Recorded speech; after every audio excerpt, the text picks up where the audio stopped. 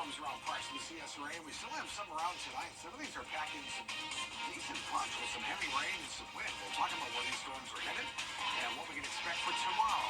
Coming up with your 5 or 6 forecast. Right now on News Channel 6 at 7, the Payne College president retires after 31 years of service at the school. We'll have reaction from the community. Also ahead, Fort Eisenhower is honoring its soldiers during this Army Heritage Month. We'll take you to the celebration. And Georgia state leaders are pushing to stop hair discrimination in the workplace. Details on the Crown Act. As your News at 7 starts now.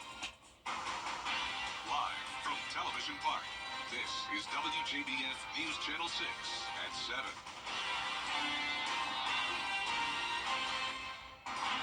Good evening, everyone. You're watching News Channel 6 at 7. I'm Dee Griffin. Thanks so much for joining us. Coverage you can count on begins as Dr. Cheryl Evans-Jones is retiring after 5 years as the president of Payne College. The school has experienced significant achievements in athletics, academics, and financial support under Dr. Jones's leadership. Now, one of her most recent achievements being the 10-year transformation plan with the Board of Trustees and the support of Augusta National Golf Club, as well as other local organizations. Dr. Jones has worked at Payne College for 31 years. One alum says the next president will have some big shoes to fill. Her giving much of her life to education and to Payne College. And I think because of those things, she has set a trailblaze for others who shall be coming after her because of her commitment, her help, and the dedication that she has given for Payne and its future. Dr. Jones's last day on the job will be June 30th.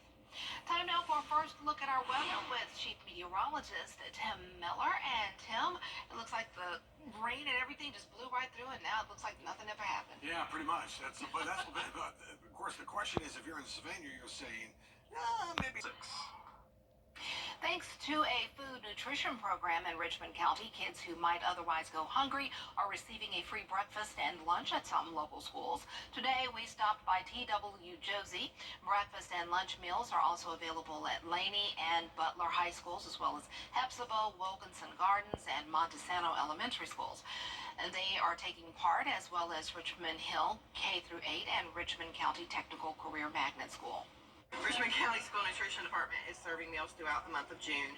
However, we are sharing resources with the community about other organizations that are offering meals, such as if you look on our Facebook page, today we posted about the Family Y, the different locations they'll be offering throughout the entire summer going into August. Breakfast is from 7:30 until 8:30 a.m. Lunch is from 10:30 a.m. until 11:30 a.m. You must eat on site. There's a renewed push to pass the Crown Act both at the federal and state level. The Crown Act, creating a respectful and open world for natural hair, has been introduced in the past and recently cleared the U.S. House of Representatives. Georgia Democratic leaders have reintroduced the legislation. Now, if the bill clears, it would end any type of discrimination on someone's hair based on race or nationality, things like locks, braids, afros, or twists. Most of the time, we would blow it out. And she would wear it straight. But whenever she wore it curly, she said that the people at her job, predominantly white people, would say, "Oh, do you like it? Is it okay?" And we were just like, "What are you talking about? Apparently, I like it if I'm wearing my hair like this to work." So. The Crown Act legislation has passed in more than 24 states already, and activists are pushing for the bill in the 2025 legislative session in Georgia. Well, time is running out to vote early in South Carolina to cast your ballot. Coming up, a lesson in tropical terminology. Our hurricane preparedness coverage continues when we return. What's up, Georgia? I'm Jack 9 on BTV. The CSRA's favorite news app is now even better with easier access to local news, weather, and streaming video. Download the News Channel 6 mobile app. All this week, we are preparing you for what could be an active hurricane season. Meteorologist Sherry Sheely has more on tropical terminology. Hey there, I'm meteorologist Sherry Sheely with today's topic in Hurricane Preparedness Week. We're going to talk about some terminology. So there are 3 types of cyclones that we often hear about during hurricane season. First up, we have extratropical. These can form over land or sea. They don't have names. Some examples of these could be nor'easters, blizzards, or just your ordinary low-pressure systems that bring a lot of rain. They have warm and cold fronts, and they gain their energy from temperature differences.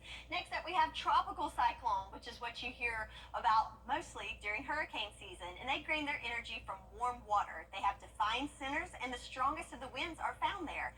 Then in the middle, we have a mixture of tropical and extratropical that's called subtropical. It has some of the characteristics that derive from both tropical and subtropical cyclones. They can be named storms, and they're found closer to the equator. Next up, we have tropical storm categories, which are determined by the sustained wind speeds over a 1-minute interval. When it comes to the names of the storms, and the ranking, tropical depression is the lowest and go up to a Cat 5, where you could see wind speeds of 157 miles per hour or more.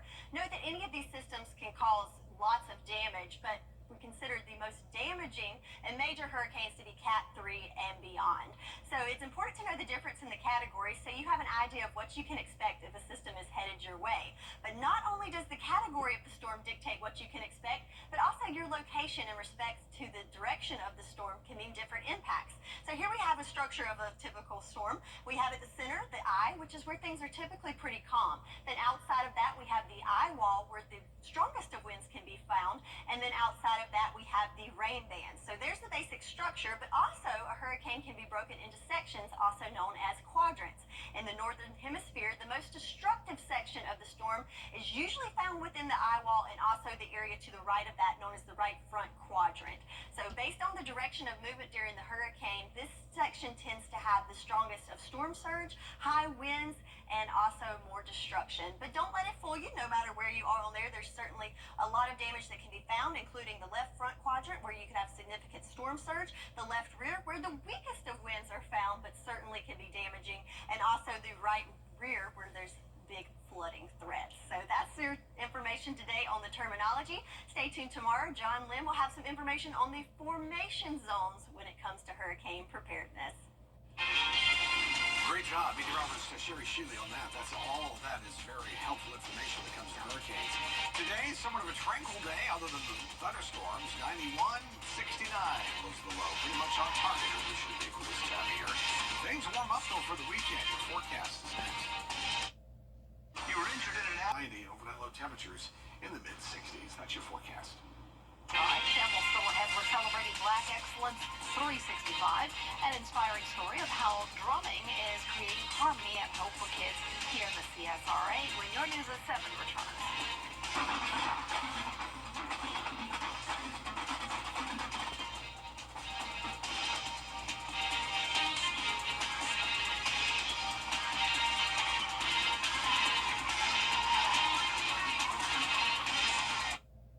This weekend at Heinrich's. The lottery isn't about jackpot winners. It's about investing in our students. Even when it began in 2002, it was lottery proceeds that helped fund new technology initiatives in schools across South Carolina. And when students booted up those screens for the first time, they discovered a lifelong love of learning that shaped them into the professionals and people they are today. When you play the lottery, the real winners are always our students. After all, education is our middle name. Next, DT, Nashville Week rolls on with the Queen of Country. I feel like you're becoming my BFF, Dolly. One-on-one with Dolly Parton, plus our Mickey Guyton exclusive. Next, DT. Tonight at 7:30 on News Channel 6. The Live 5 for 6 mobile app. Download it today. The WJBF Live 5 for 6 Skyview Network is sponsored by Terry Lambert Hyundai. Low prices, big selection, and committed to quality customer service. WJBF News Channel 6's Black Excellence 365 recognizes inspiring Black individuals and organizations in the CSRA throughout the year. Recipients are honored with the Mary L. Jones Black Affirmation Award.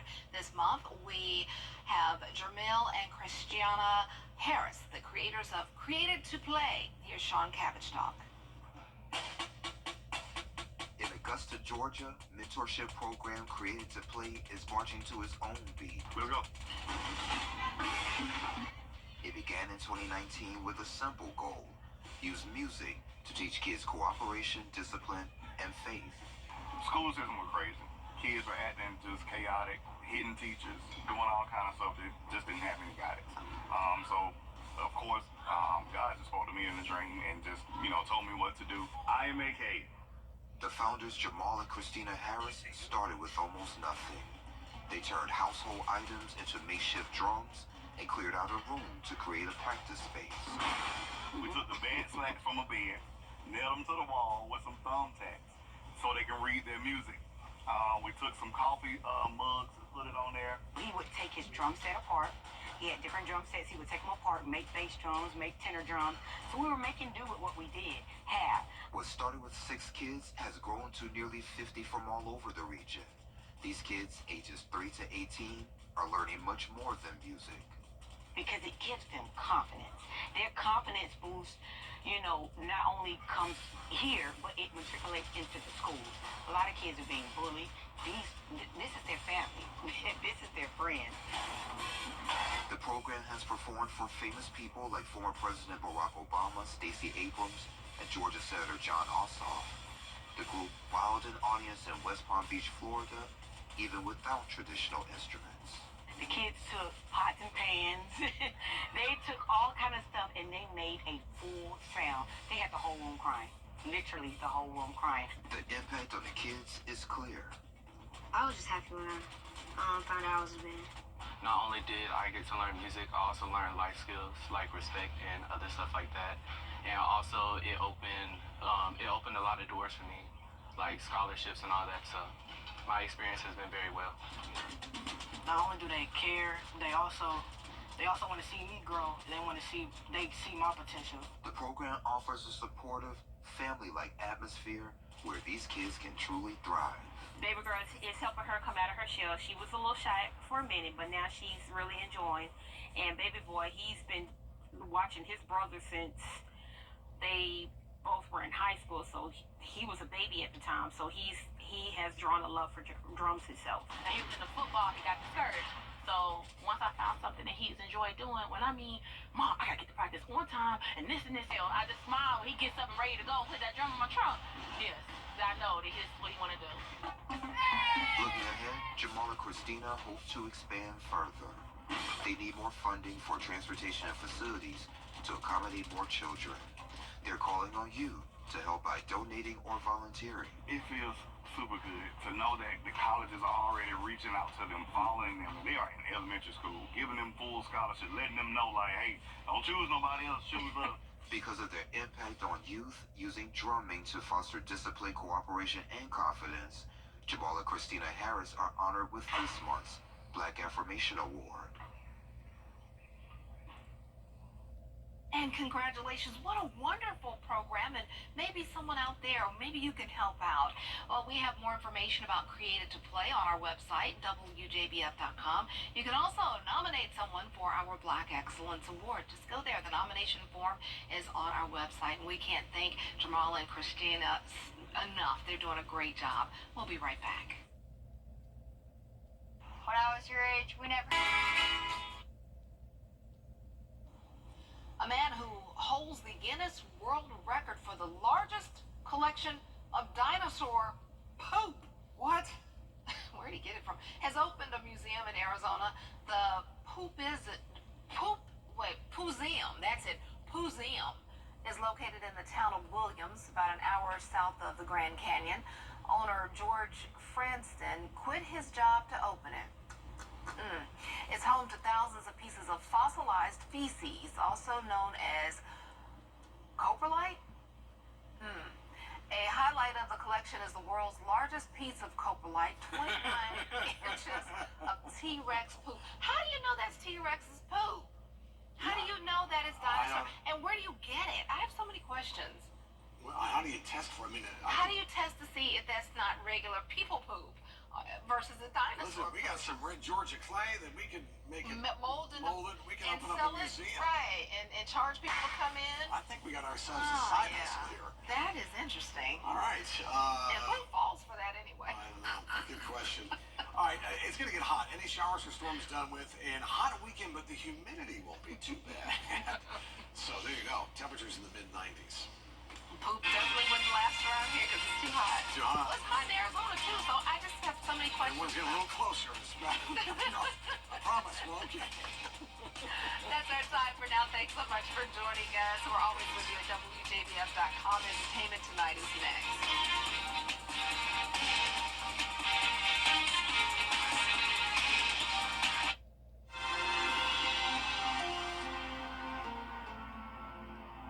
At Universal Plumbing,